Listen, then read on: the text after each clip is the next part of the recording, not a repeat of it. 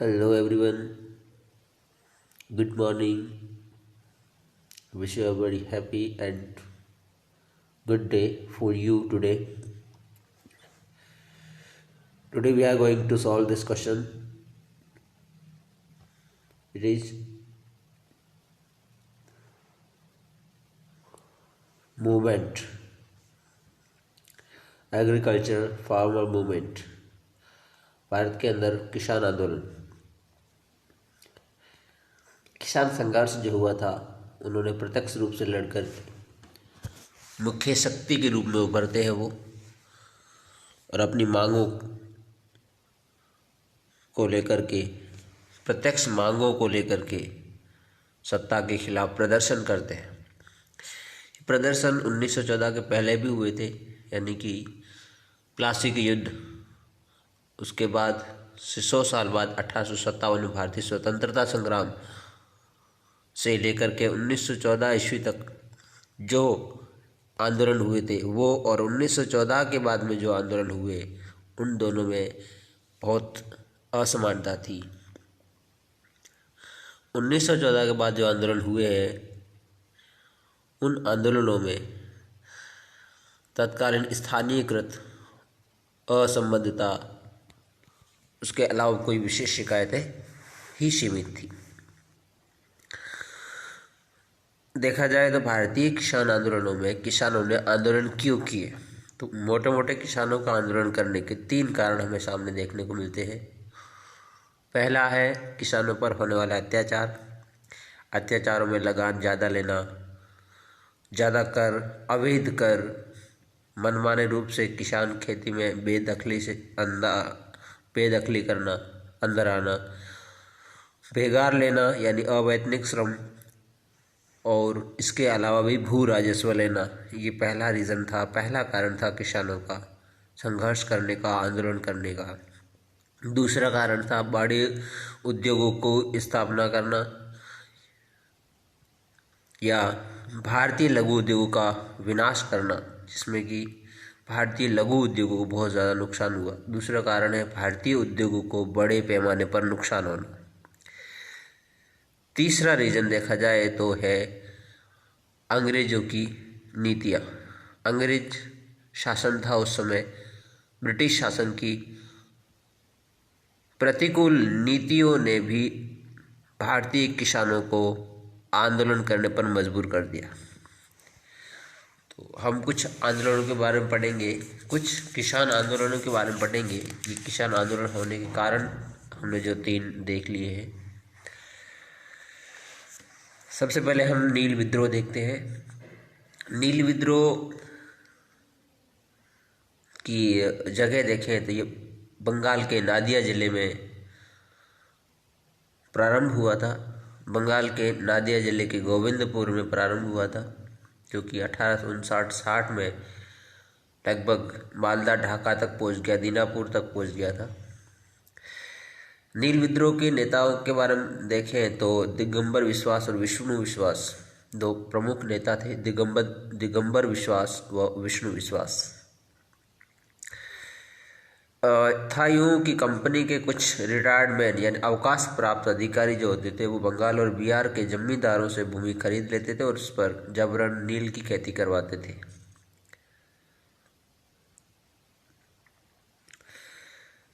तो किसानों ने इसके खिलाफ आवाज़ उठाई, विद्रोह किया।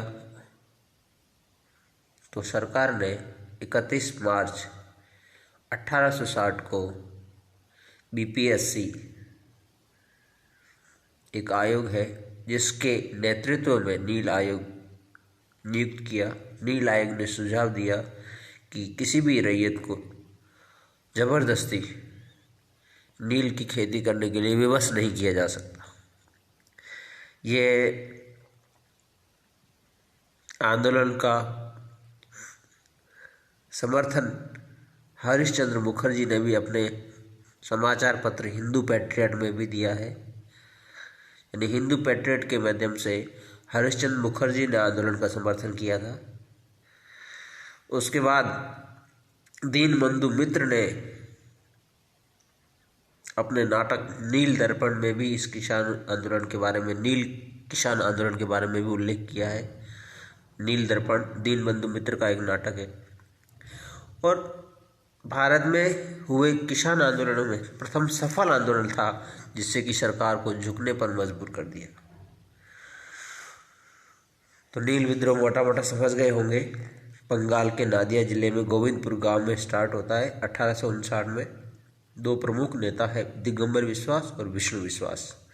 उसके बाद में अंग्रेज सरकार बीपीएससी WS शिनोडकर के नेतृत्व में नील आयोग 1860 में बनता है और वो आयोग किसानों से जबरदस्ती नील की खेती नहीं कराने के पक्ष में बोलता है।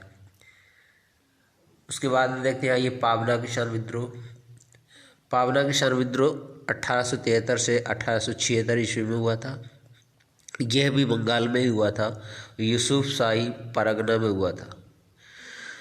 कारण इस आंदोलन का भी यही था, लगान की दरों में वृद्धि होना, बहुत अधिक वृद्धि होना।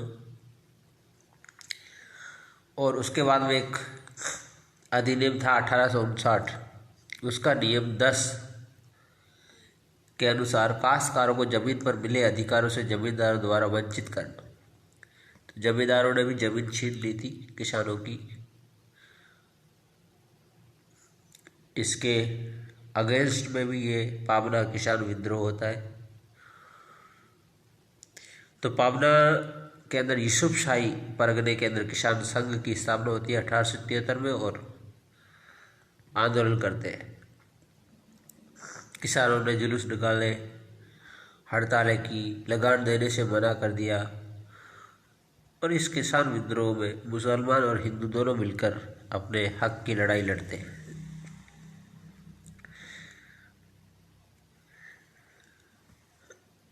पावना किसान आंदोलन के अंदर एक बात ये देखी जाती है कि इंडियन एसोसिएशन के सदस्य सुरेंद्र नाथ बनर्जी, आनंद मोहन बोस और द्वारका नाथ गांगुली भी किसानों की रक्षा के लिए आते हैं, उनके पक्ष में आते हैं।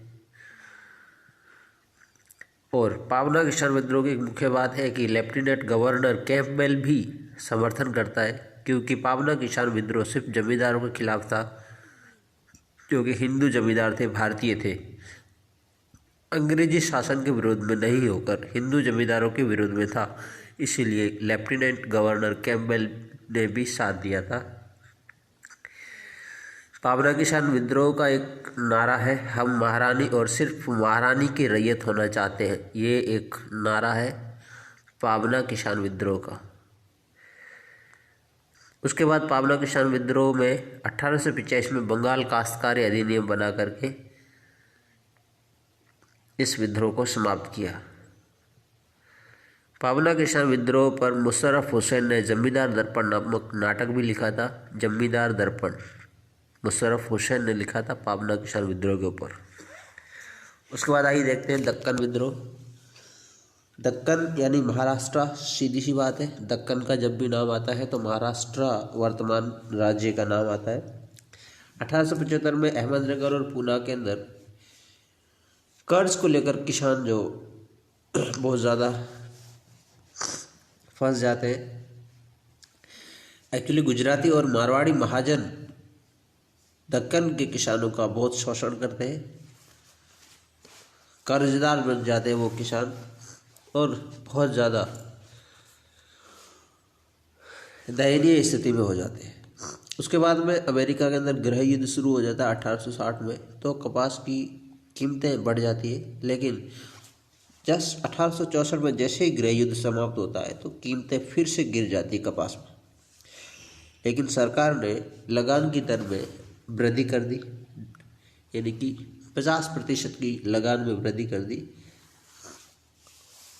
किसान इस लगान को नहीं चुका पाए, किसानों की फसलें खराब हो गई। फिर भी सरकार ने 50% की लगान वृद्धि की, जिससे किसान बहुत ज़्यादा दयनीय स्थिति में आ गए। इस स्थिति में किसानों ने आंदोलन करना ठीक समझा।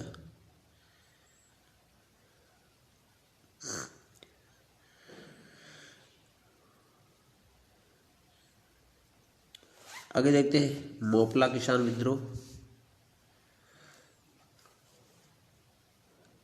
मोपला किसान विद्रोह में मोपला वर्ग जो है, मोपला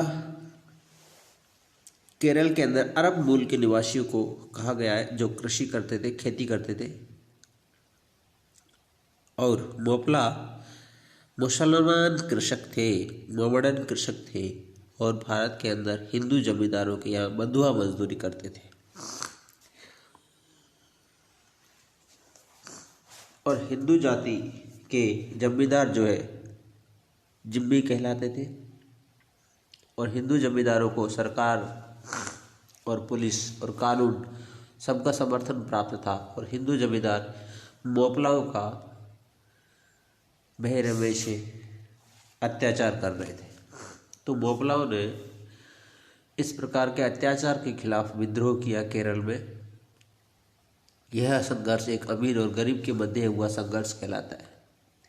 बाद में मोपला संघर्ष, मोपला किसान आंदोलन एक सांप्रदायिक आंदोलन बन जाता है।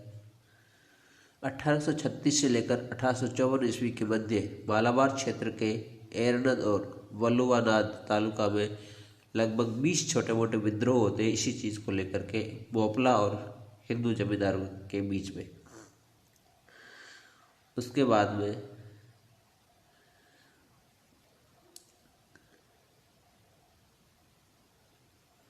20 नवंबर को पोडनूर में रेल में एक बंद डिब्बे में 66 मोपलों के शव मिलते हैं, जिससे ये पता चलता है कि सरकार ने बेरहमी से इन मोपला किसानों को हत्या की है। एक ही डिब्बे के अंदर, एक ही बोगी के अंदर 66 शव मिलना, ये वही होता है जो सिराजुद्दौला की काल कोठरी में होता है। तो इस प्रकार यह पोडनूर की काल कोठरी की घटना कहलाती है।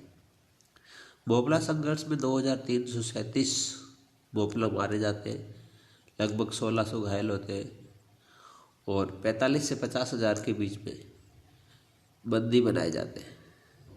तो ये बहुत खतरनाक आंदोलन हो जाता है उस समय का। आगे 2-3 किसान आंदोलन और है, खेड़ा है, रेका आंदोलन है, चंपारण किसान आंदोलन है, बारदोली है, बिजोलिया किसान आंदोलन हमने पढ़ लिया था। तो आगे वाले किसान आंदोलन के बारे में पढ़ेंगे हम कल।